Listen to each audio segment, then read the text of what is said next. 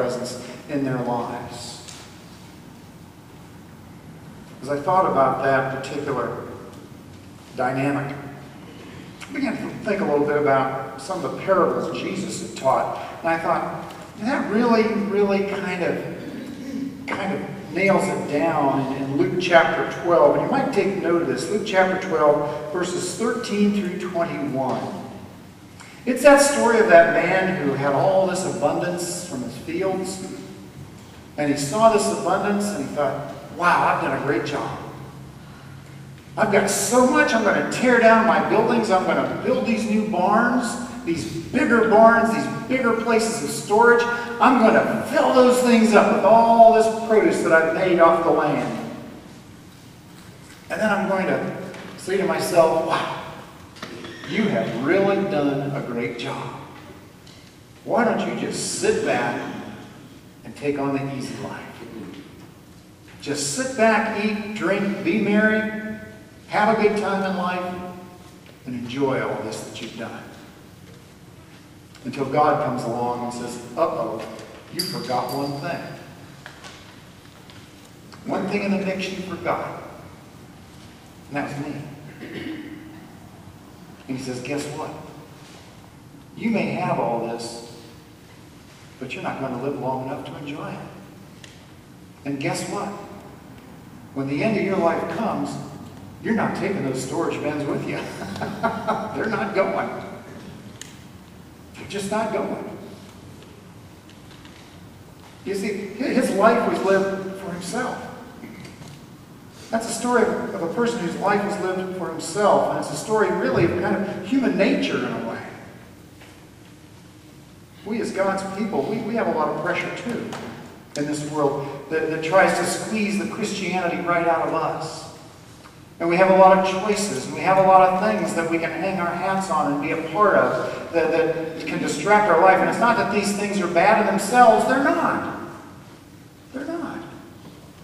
They're not until they take the place of God and His presence in our lives and in our world. You see what happened with this fellow here? There are several things that were going on with this fellow when he started directing everything toward himself. For one thing, he didn't give God the credit. He didn't give God any credit for what was going on. I love in this parable the way it starts there. You know, he's thinking, you know, I've done all this great stuff. I planted these crops. I made these things grow. I've got all this stuff that's so great and wonderful. I love the verse as it talks about that. And I never really thought about it until recently, when it simply says that it was the land. It was the land that produced all this for him. The land of a rich man brought forth plentifully.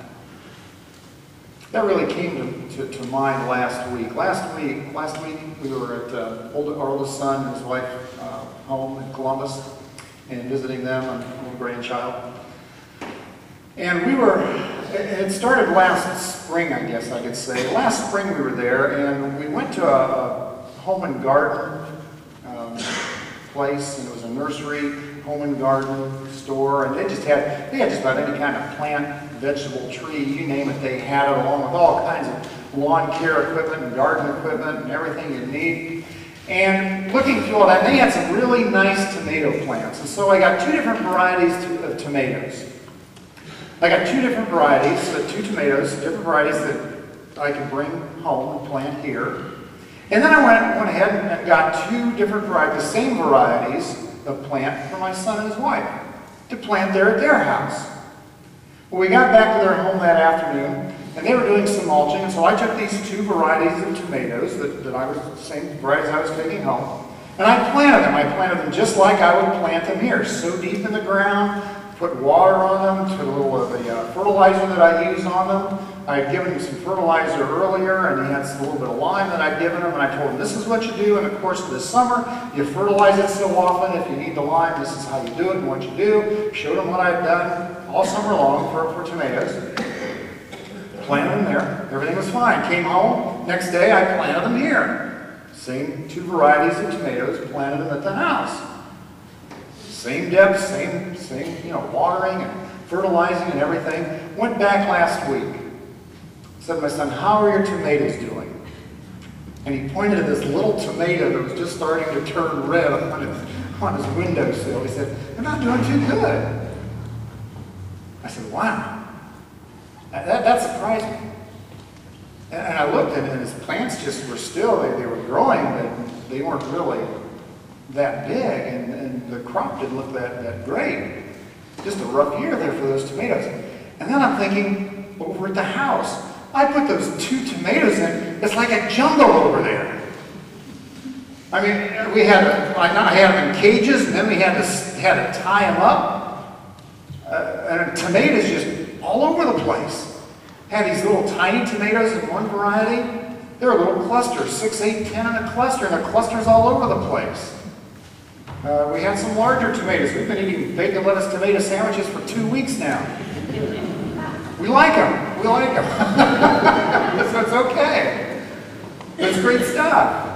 And I thought, I did the same thing there. I did the same thing here. What's the difference? It's what the soil was yielding. It wasn't in what I did.